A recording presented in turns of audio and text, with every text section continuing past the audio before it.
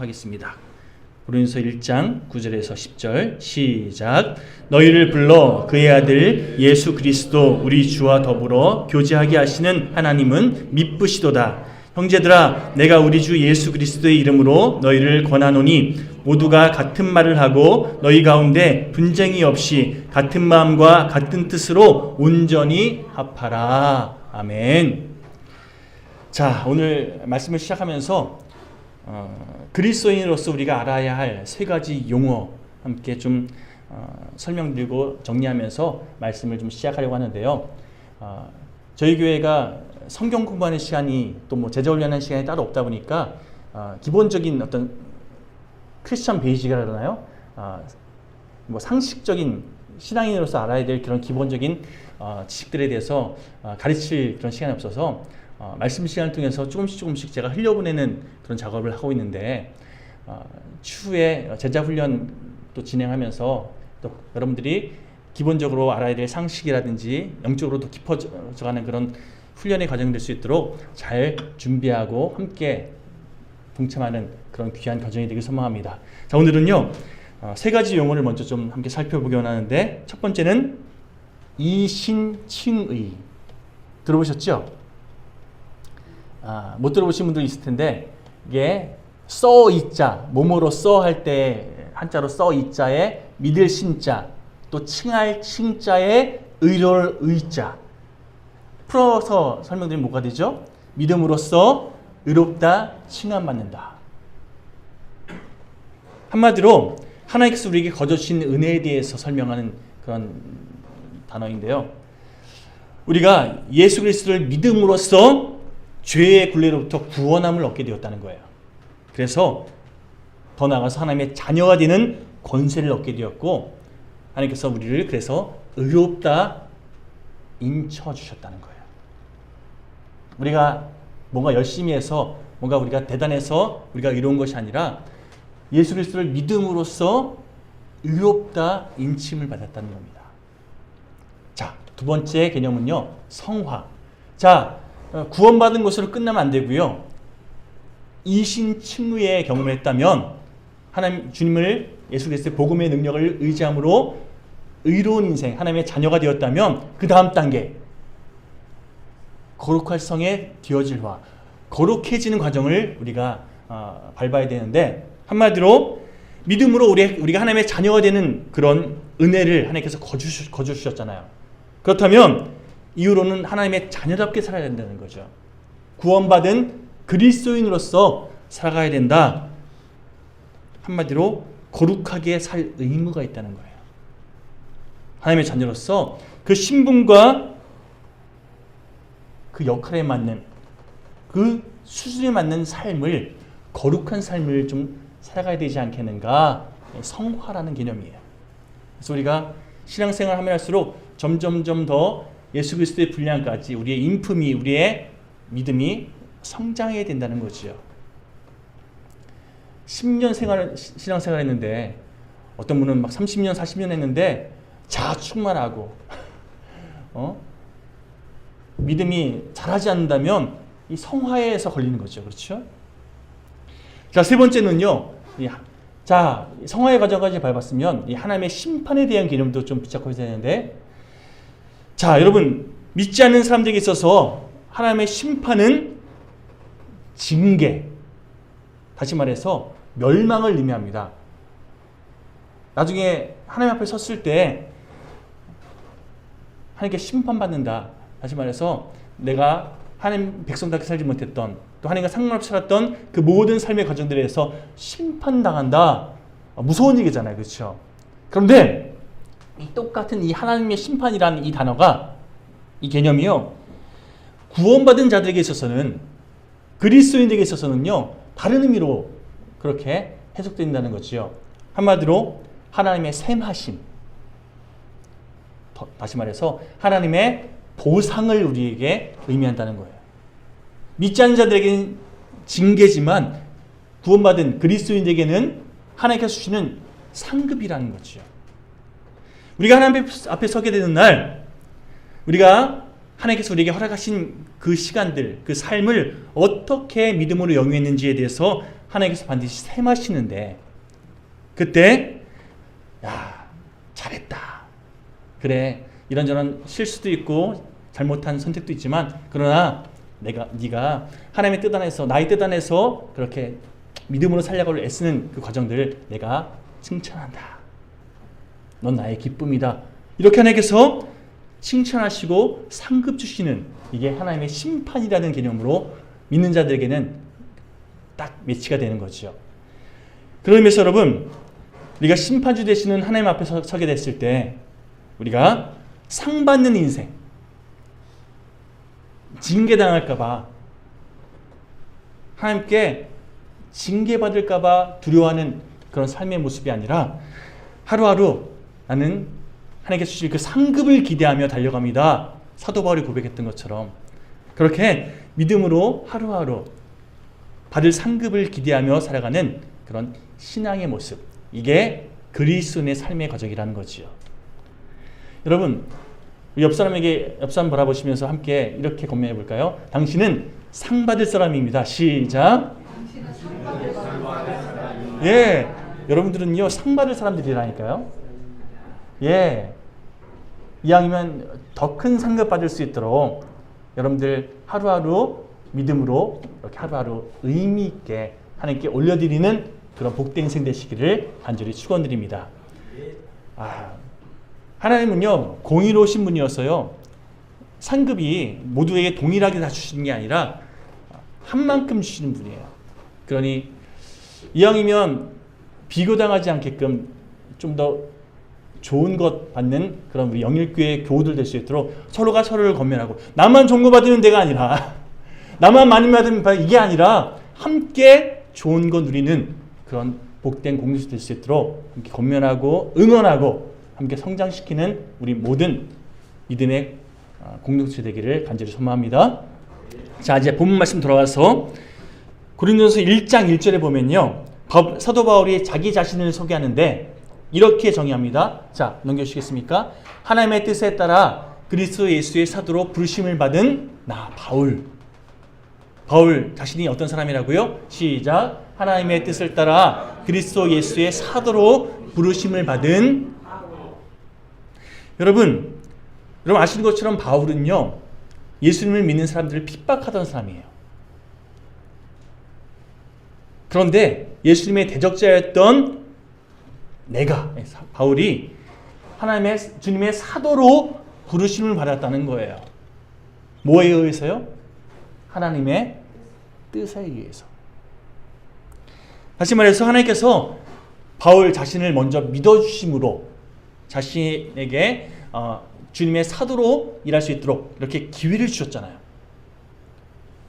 마찬가지로 지금 비록 고린도 교인들이 문제투성이 또 잘못된 선택들로 뭔가 어그러져 있지만 그러나 그럼에도 불구하고 하나님께서 나를 믿어주셨던 것처럼 너희들도 하나님께서 믿고 회복시켜 줄 줄 난 믿기 때문에 그래서 앞으로 너희를 회복시켜 주실 그 하나님을 의지하며 하나님께 먼저 감사기도 드린다.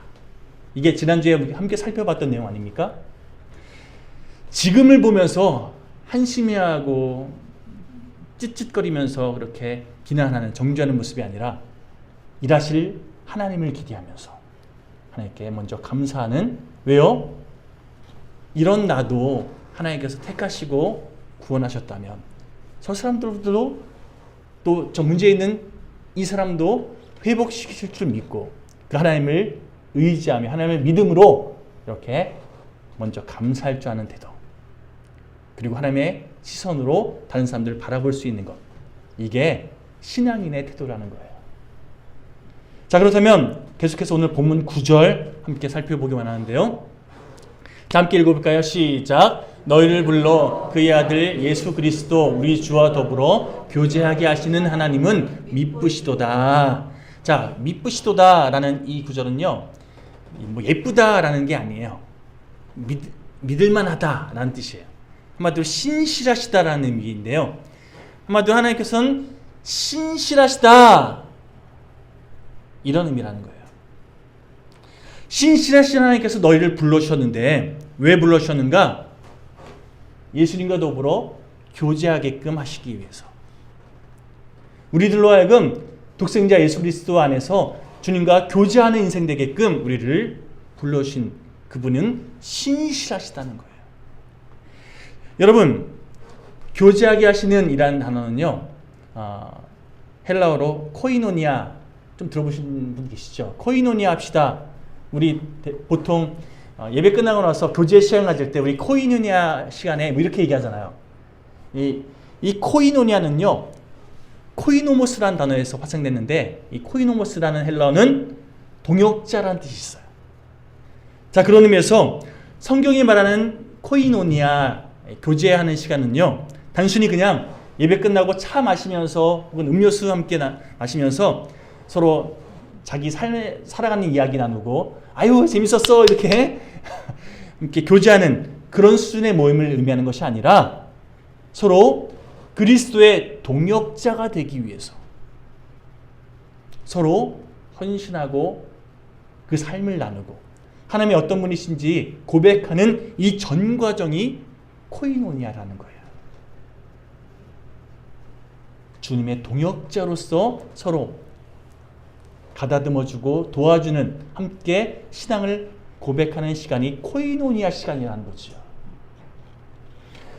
자, 그런 맥락에서 오늘 본문 9절 말씀을 통해서 바울은 이렇게 말하고 있는 겁니다. 비록 고린도 교인 너희들 지금 문제투성이지만, 뭔가 좀 어그러져 있지만, 그럼에도 불구하고 그런 너희들을 믿어주시고 이후로 계속해서 너희들 예수 그리스도의 동역자로서 회복시켜 줄 줄 난 믿기 때문에 나는 그 하나님을 감사드리고 그 하나님께 내가 온전히 영광 돌린다.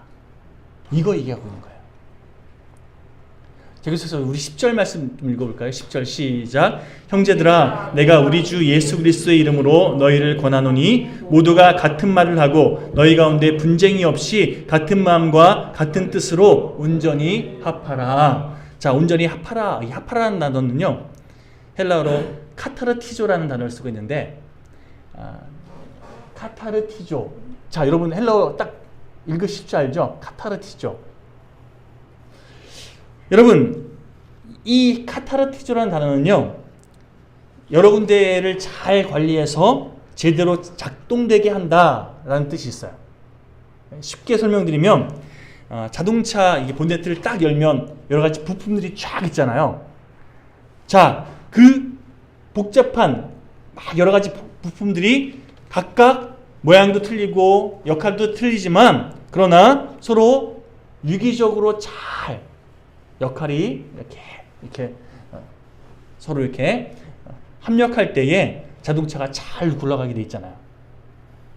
카타르티조는요, 이렇게 서로 분쟁이 없이, 뭔가 어그러짐 없이, 문제 없이 잘 합력해서 마음을 하나로 그렇게 맞추어서 정말 잘 굴러가게끔 만드는 이 과정을 카타르티조라고 이렇게 얘기하는 것이요. 각각 삶의 배경도 다르고 또 성향도 다르고 또 생각하는 여러 가지 기준도 다르지만, 그러나 서로에 대해서 인정해주고 또 서로를 용납해주면서 한 마음으로 이렇게 함께 합력하는 과정, 이게 카타르티조라는 거예요. 우리 흔히 착각하는 게 나와 좀 달라 싶은 것들에 대해서 저 사람은 나와 좀 다른 애로 인정하는 것이 아니라 저 사람은 나랑 틀리다고 그렇게 생각하잖아요. 틀리다라고 규정하다 보니까 나는 맞고 그 사람은 틀린 거죠. 그러니까 그 사람의 행동 모든 하는 것들이 마음에 안 들고 저렇게 왜 틀린 행동해? 라고 지적하게 되는 거죠. 그런데 달라라고 바라보면요, 아유 나랑 좀 다르지만 뭐 그럴 수 있지 뭐, 내가 좀 불편하긴 하지만 그러나 저 사람 나랑 달라서 그런 건데 뭐 용납해 줄 수 있는 거잖아요. 달라와 틀려는 전혀 개념이 차원이 다른 그런 해석이라는 거죠. 여러분, 우리가 하나님 나라 확장이라고 하는 같은 방향과 같은 목적을 위해서 한 교회를 이루는 사람들이잖아요. 그러면 나랑 틀려 바라보는 것이 아니라 나랑은 다르지만 그럴 수 있어. 우리가 하나님의 뜻을 위해서 함께 마음을 모아서 합력하면 돼. 이러면 하나님께서 우리의 그런 서로를 배려하고 서로를 받아들이는, 또 서로를 위해서 나를 희생하는 이 마음을 하나님께서 기쁘게 받으시고 우리 공동체를 통해서 하나님의 뜻을 이루어 가시는 카타르티조를 우리에게 허락하신다는 거죠. 더불어서 이 카타르티조라는 단어는요, 제대로 작동하게 한다라는 뜻 외에도 수선한다, 수선, 뭔가 고친다라는 그런 뜻도 있는데요. 자, 이 수선하다는 뜻이 어디에 쓰였냐면 마태복음 4장 21절 함께 읽어볼까요? 시작. 세베대의 아들 야고보와 그의 형제 요한이 그의 아버지 세베대와 함께 배에서 그물을 깁는 것을 보시고 부르시니, 그물을 깁다라는 이 단어에 그물을 수선한다, 카타르티조가 여기 이 단어에 쓰여 있어요. 자, 그물을 수선한다는 것은 한마디로 고기를 잡고 나서 나중을 위해서 그물 상태를 점검하는 것을 의미하잖아요. 그렇죠? 지금 어디가 약해졌는지, 뭔가 좀 문제가 생겼는지 잘 이렇게 좀 살펴보면서 꼬인 부분은 풀어주고, 또 보완할 부분, 다시 한번 뭔가 찢어졌거나 뭔가 구멍이 났으면 이렇게 연결시켜주면서 이게 다음번 썼을 때 제대로 잘 쓰임받을 수 있도록 수선하는 과정, 이게 카타르티조라는 뜻이라는 거예요. 그런 의미에서 온전히 마음을 합하라. 한 공동체를 이룬 우리가 서로의 그 부족한 부분들, 뭔가 문제 있는 부분들을 잘 보완해주고 수선해줄 필요가 있다. 그런 역할을 잘 감당해라 라는 뜻이 있는 거죠. 자, 한번 생각해 보십시오. 내가 맡고 있는 부분은 아무 문제 없어요. 난 잘하고 있어요. 나는 신앙생활도 열심히 하고 나는 하나님께서 맡기신 일들 잘 감당하고 있어요. 그런데 가만 보니까 저 사람은요, 왜 저러지? 문제가 보여요. 그러면 여러분, 나만 튼튼하면 되지 뭐. 나만 잘하면 돼. 에휴, 저 사람은 뭐 이러면서 우리 혀 찌찌거리면서 이렇게 막 바라보잖아요. 그러면 그 어그러진 그 사람 그 부분 때문에 기껏 잡은 물고기가 어디로 빠져나가요? 그 사람 그 구멍을 통해서 빠져나가게 되잖아요. 새 가족이 왔어요. 그 문제 있는 그 구멍 때문에 그 새 가족이 싹 빠져나가 버리네요. 아, 이 교회는 있을 때가 못돼. 이 교회는 좀 불편한데? 이러면서 교회가 성장하지 못하고 어그러지는 이 문제가 보이면 나는 잘하고 있는데 뭐 저 사람이 문제야. 이래서는 해결되지 않잖아요. 어떻게 하면 되죠? 그 문제 있는 부분, 연약한 그 사람을 수선해주고 같이 더불어서 아름다운 신앙생활을 하게끔 이끌어주는 이런 역할이 우리에게 있을 때, 함께 더불어 성장할 때에 여러분, 이 수선된 공동체를 통해서 하나님께서 더 많은 물고기를 표현하면 그러나요? 더 많은 영혼들을 우리에게 맡기시고 더 가득 채워주시지 않겠습니까? 여러분, 그런 의미에서 너희들 마음을 온전히 합하라. 분열되어진 너희들의 그 상태를 수선해라. 이런 의미도 함께 내포하고 있다는 거죠. 본문 10절에서 이렇게 주님께서 우리에게 원하시는 뜻에 대해서 한마디로 수선하고 바르게 잘 작동되게끔 우리가 너희 고린도 교회가 또 영일교회가 아름답게 하나님 안에서 한 마음을 이뤘으면 좋겠다라고 고민하신 주님께서, 자, 11절 통해서 이제 사도 바울이 또 고백합니다. 11절 함께 읽어볼까요? 시작. 내 형제들아, 글로의 집 편으로 너희에 대한 말이 내게 들리니 곧 너희 가운데 분쟁이 있다는 것이라.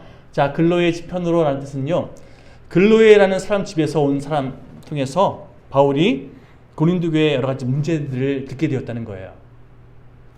근데 여러분, 분쟁이란 이 단어가 참 의미 있는 단어인데, 사람들의 마음이 좀 약간 불편하고 뭔가 좀 문제가 있어서, 그래서 거리낌이 생긴 상태에 대해서는 분열이라고 표현합니다. 그런데 분열이 생겼을 때 그럴 수도 있지 뭐. 다시 말해서 아까 얘기했던 것처럼 나랑 좀 다르네 라고 인식하면서 그 분열을 또 한 마음으로 잘 순회가면 아무 문제 없는데, 나랑 틀리네 하면서 계속해서 그 부분에 대해서 부딪힘이 생기면요, 분열이 분쟁으로 넘어가 버려요. 다투게 되는 거죠. 제가 전에 사역했던 교회에서, 어떤 교회인지 말씀 안 드릴게요. 자, 교인들 둘 사이에 큰 분쟁이 생겨버렸어요. 그래서 거의 뭐 왼수처럼 지내는 두 권사님을 제가 본 적이 있거든요. 교회가 1부, 2부, 3부에 있었던 그런 교회다 보니까 A라는 권사님은 1부 예배 나와버리고 B라는 권사님은 3부 예배 나오면서 그 교회는 절대 안 떠나세요. 그런데 같은 교회에서 서로 아웅다웅 죽일 듯이 바라보는 거예요. 한 몸입니까? 하나님께서 그 예배를 기쁘게 받으시겠습니까? 여러분, 고린도 교회가 지금 분열을 넘어서서 분쟁의 상태에 넘어갔다는 거예요. 서로 너 틀렸어, 내가 맞아 그러면서 서로를 잡아먹을 듯이 공격해대면서, 앞서 소개해드렸던 그 권사님들처럼 서로 막 죽을 듯이 바라보는 이런 상태까지 간 거예요. 그 분쟁의 내용이 뭔지 보니까요, 12절 함께 읽어볼까요? 12절 너무 없어요? 네, 제가 읽어드릴게요. 내가 이것을 말하거니와 너희가 각각 이르되 나는 바울에게, 나는 아볼로에게, 나는 게바에게, 나는 그리스도에게 속한 자라 한다는 것이니. 자, 다시 한번 읽어볼까요? 나는 누구에게? 바울에게. 또 어떤 사람은 나는 누구에게? 아볼로에게. 또 나는 누구에게? 게바에게. 또 나는 누구에게? 그리스도에게 속한 자라고 막 그렇게 자기가 어떤 그룹에 속한지를 막 얘기하면서 서로 상대방 그룹을 비난하고 막 그렇게 잡아먹을 듯이, 죽일 듯이 그렇게 공격해 됐다는 거예요. 마치 요즘 정치인들이 그렇듯이 나는 맞고 넌 틀려. 서로 그냥 틀린 건 틀린 거고, 그래서 보완해가 나가면서 좋은 것을 찾으면 되는데 무조건 난 맞고 너는 틀리다는 거예요. 한마디로 파당이 생겨버린 거죠. 어떤 사람들은요, 나는 바울파다라고 주장했습니다. 자, 바울은 고린도에서 1년 6개월 동안 한마디로 초대 목회자로서 사역했잖아요. 바울을 통해서 그리스도 예수를 영접했고 복음에 대해서 그렇게 배워나가는 시간들을 보냈습니다. 그래서 그리스도로 인으로서 교회를 일구었잖아요. 그런데 바울이 떠난 다음에 그 다음에 아볼로라는 사람이 이 고린도 교회에 와서 목회했어요. 아볼로가 사도행전 18장에 보면요, 알렉산드리아 출신으로 학문이 높고 또 성경에 능통한 자라고, 한마디로 똑똑한, 말씀 잘 가르치는 교사였던 거예요. 그러다 보니까 사람이요 참 간사해서 목사님이 떠나고 나면 그 다음 목사님에게 또 마음이 확 그렇게 우리 목사님 그러잖아요. 여기까지는 괜찮아요. 그런데 편가름이 문제가 되는 거예요. 나는 그래도 사도 바울이 더 좋았는데 이 아볼로라는 사람 좀 뭔가 나랑 안 맞아. 아볼로에 대해서 막 그렇게 또 마음이 있는 사람들은 무슨 소리야, 사도 바울이 난 더 이상하던데 막 이러면서 싸우면 이게 문제인 거잖아요. 아볼로도 우리에게 도움이 되었고 바울도 우리에게 선한 영향을 끼쳤어, 다 좋으신 분들이야, 이러면 괜찮은데 누가 좋고 누가 나쁘고 이러면서 파벌이 생기면 교회는요 하지 못한다는 거예요. 여기에 한파가 또 생겨버렸어요. 게바파. 게바가 누구냐면요, 베드로를 의미합니다. 그런데 이 고린도라는 이 도시는요, 헬라권, 다시 말해서 그리스에 있는 도시잖아요. 그러면 헬라식 언어와 헬라식 어떤 그런 가치관으로 사람을 부르고 또 뭔가를 생각하는데, 사실 게바라는 이름은 유대인들이 부르는 이름이고요. 다시 말해서 유대인식의 이름이에요. 베드로라는 이름이 헬라식 이름이에요. 그러면 이 고린도 교회 사람들이 나는 누구 파야 라고 얘기하는 게 맞습니까? 나는 베드로 파야 라고 얘기하는 게 맞는데 게바파라고 얘기하고 있네요. 그러면 이 게바파를 주장하는 사람들이 누구라는 거죠? 유대인들이라는 거예요. 자, 고린도 교회에 유대인들이 사도 바울이 떠나고 나서 유대인들이 딱 들어와서는 거기서 어떤 영향력을 자기들이 막 구축하려고 하다 보니까 나는 예루살렘에서 게바와 다시 말해서 베드로와 같이 신앙생활했던 사람이야. 내가 얼마나 많은 것을 듣고 얼마나 많은 것을 배운 사람인지 알아? 이러면서 자기의 영향력을 막 그렇게 펼치려고 하다 보니까 게바파도 만들어졌다는 거예요. 아볼로도 또 바울도 게바에 비해서는 아무것도 아니야 이러면서 게바파가 또 기승을 부렸다는 거죠. 여기에 더해서 여러분 예수파, 그리스도파도 생겼다는 거예요. 이게 우리는 예수님께 속한 인생이에요. 나는 주님 뜻대로 순종하겠습니다. 이런 고백이면 상관없는데 누구는 아볼로파, 누구는 바울파, 누구는 게바파 그러니까 또 다른 분파를 만들어서 나는 그리스도파예요. 이러면서 자기의 세력을 또 구축하는 하나의 세력이 또 만들어졌다는 거죠. 난장판이 된 거예요. 여러분, 바울이 이 12절을 통해서 나는 바울파, 나는 아볼로파 이러면서 나는이라는 단어를 계속 쓰고 있는데요. 사실 헬라어는 주어를 잘 안 씁니다. 그래서 원래는요, 나는이라는 단어를 잘 안 쓰는, 왜냐하면 동사를 보면 주어가 뭔지 딱 알 수 있거든요. 그래서 예를 들어서 문장에 학교에 갑니다 라는 단어를 썼으면요, 동사를 보고 내가 학교 간다는 거구나, 그녀가 학교 간다는 거구나, 이렇게 딱 알 수 있는데 바울이 굳이 나는 하면서 4번이나 언급하고 있어요. 뭘 강조하는 거죠? 지금 너희들이 너무나 자충만한 예수님을 위해서 또 하나님의 영광을 위해서 그렇게 너희들이 애쓰는 것이 아니라 자기를 드러내면서 정말 자충만하게 이렇게 다투고 있지 않냐. 나는 이러면서 서로 싸우고 있지 않냐. 이거 문제인 거다. 이거 하나님께서 기뻐하시지 않는다. 강조해서 이렇게 표현하고 있는 거예요.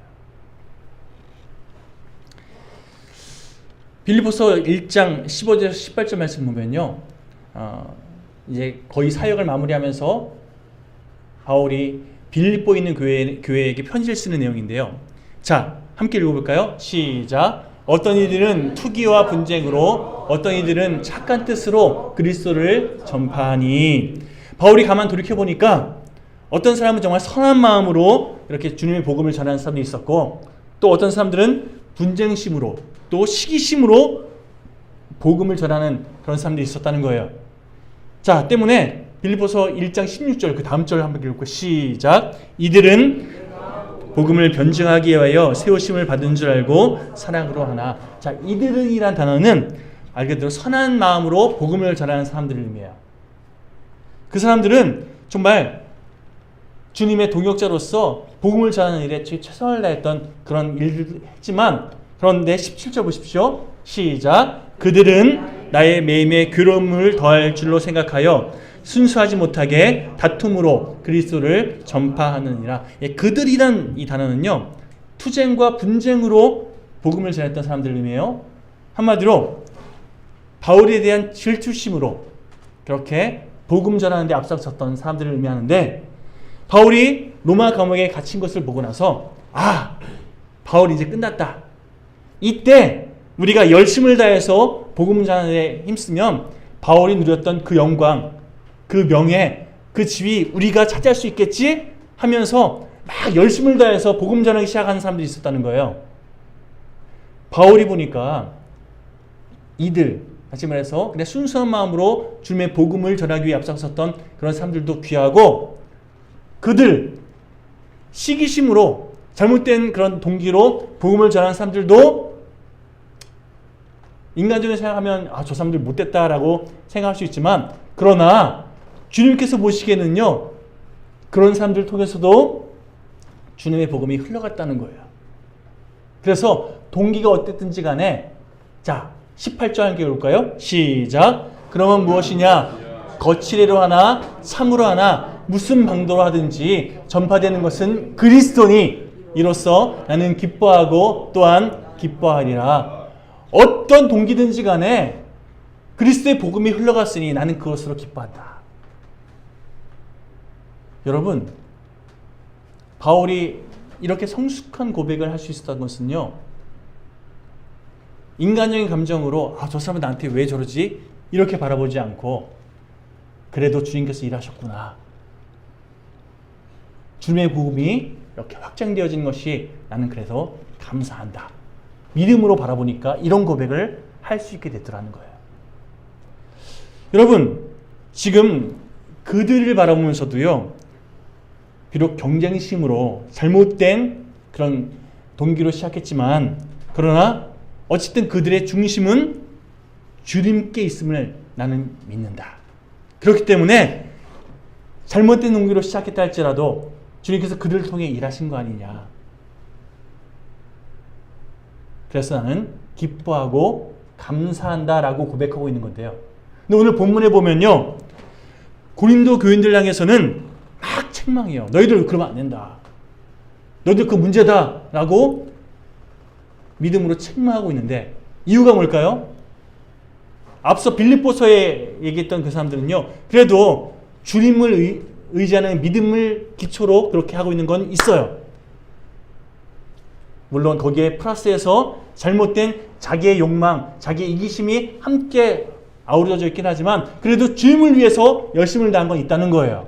그런데 지금 너희들 고린도 교인들은 주님을 위한 건 전혀 없고, 너희들의 욕심, 너희들의 명예, 너희들의 만족만 위해서 그렇게 하고 있지 않냐. 그건 잘못된 거다 라고 책망하고 있더라는 거예요.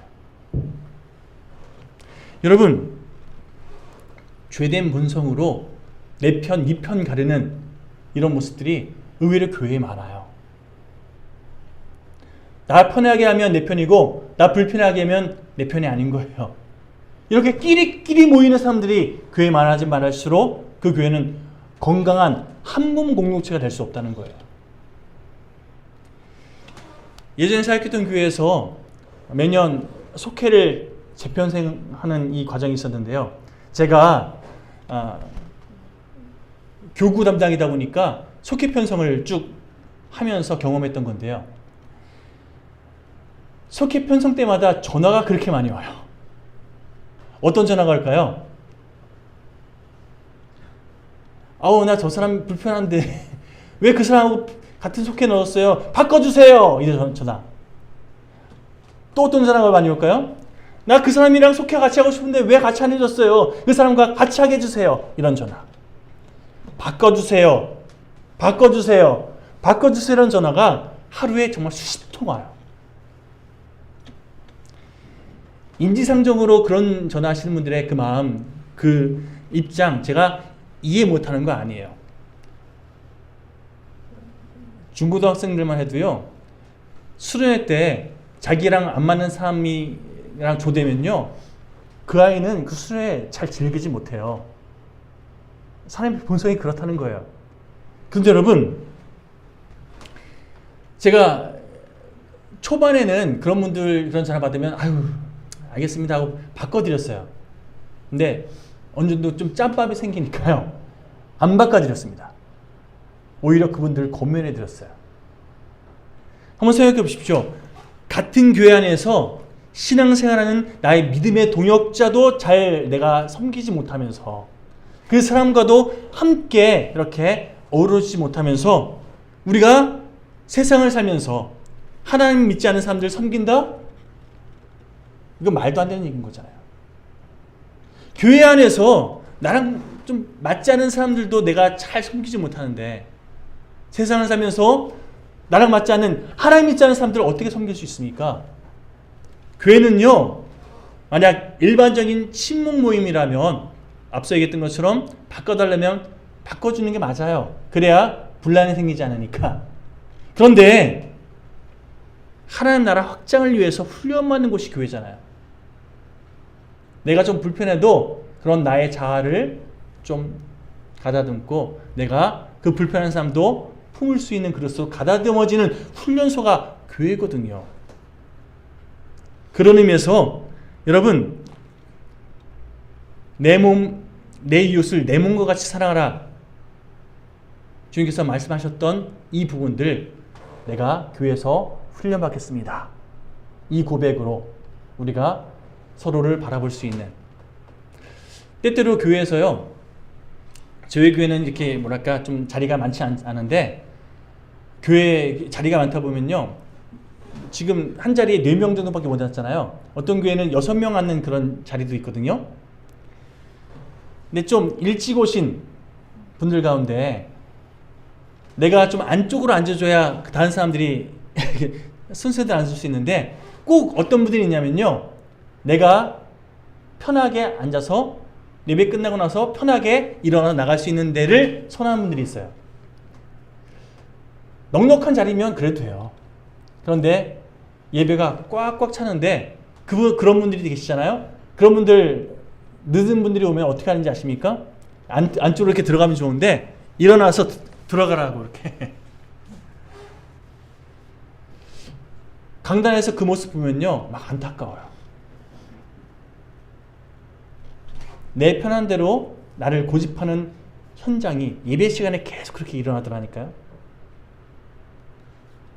내가 좀 불편해도 다른 사람 섬기는 이 훈련이 예배 시간을 통해서 일어나야 되는데, 자꾸만 내가 편한 거, 나한테 좋은 것만 고집하는 것이 예배 시간에도 고집되면, 여러분, 내가 하나님의 말씀대로 순종하겠습니다, 이게 우리 삶 가운데 잘 이루어질까요?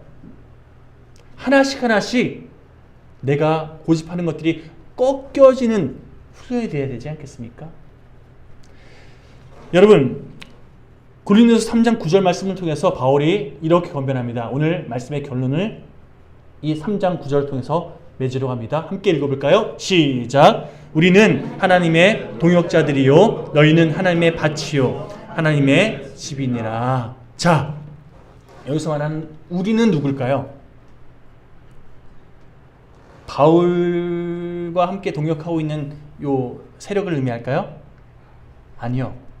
앞서 제가 누구파 쫙 설명드렸죠.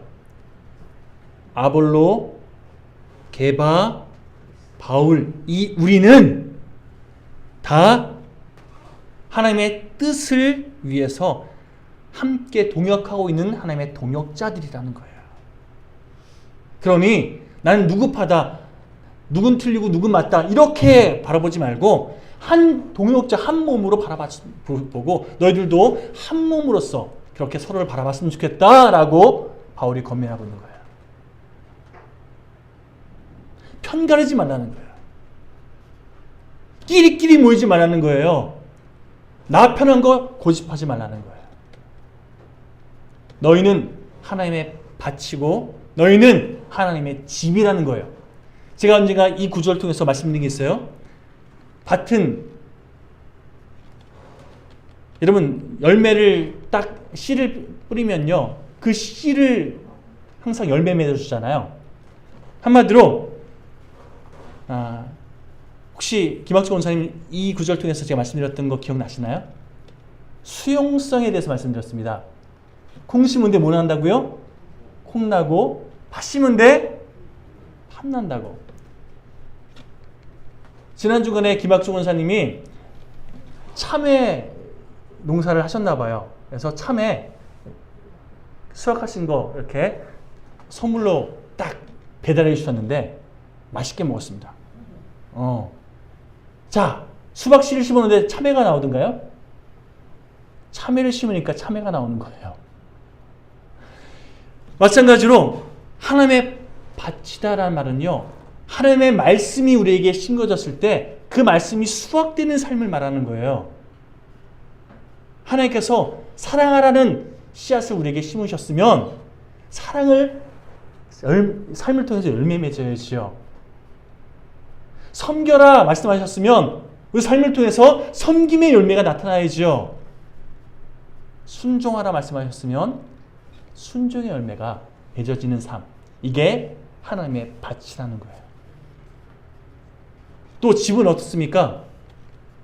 집은요, 집 주인이 인테리어 하는 대로 그렇게 꾸며지게 돼 있어요.